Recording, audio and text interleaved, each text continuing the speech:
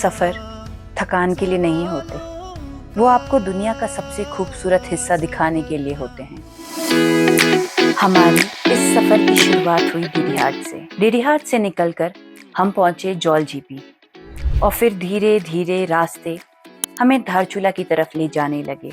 जैसे जैसे हम आगे बढ़ रहे थे वैसे वैसे पहाड़ों का रंग, मौसम और रास्तों का एहसास बदलता जा रहा था।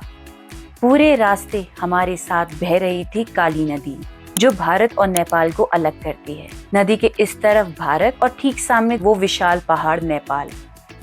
सच कहूँ, उस रास्ते में सिर्फ मंजिल खूबसूरत नहीं थी, रास्ता खुद एक एहसास था। धारचूला से आगे बढ़ते ही मिला इस सफर का पहला बड़ा चैलेंज, मशहूर एस बैंड। एक ऐसा खतरनाक मोड़, ऊंचे पहाड़, संकरी सड़क।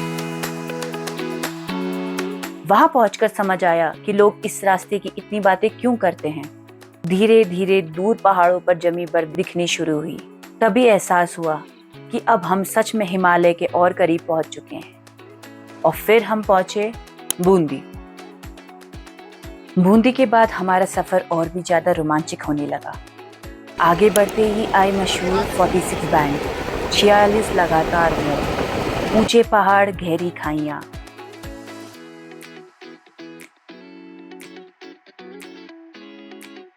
सच कहूं, उस रास्ते में डर भी था, लेकिन उससे कहीं ज्यादा खूबसूरती थी। 46 बैंड पार करने के बाद हम पहुंचे छिया लेक, और शायद वहीं से इस सफर का सबसे खूबसूरत हिस्सा शुरू हुआ।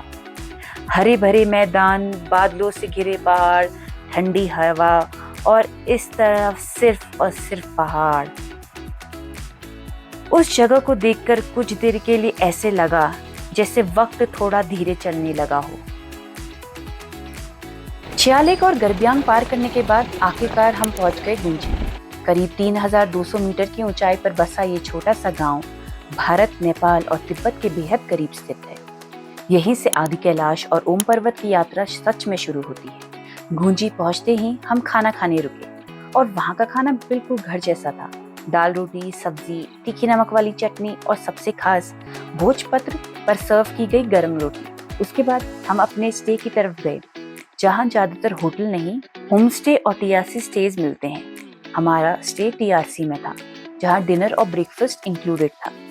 शाम होते होते हल्की बारिश शुरू हो चुकी थी और पूरा गुंजी धीरे धीरे बादलों में छुपने लगा था। फिर हम थोड़ा आगे नाबी गांव की तरफ निकल गए। नाबी गुंजी से थोड़ा आगे एक छोटा सा खूबसूरत गांव है, जहां से हिमालय और भी ज्यादा करीब महसूस होने लगता है। वहां कुछ देर व्यूज एंजॉय किए, फोटोज खींची और वापस आते वक्त नूडल्स भी पैक करवा लिए। रात को टीआरसी में डिनर किया और इसी के साथ खत्म हुआ हमारे सफर का पहला दिन। अभी तो बस शुरुआत हुई थी, असल हिमालय अभी बाकी था।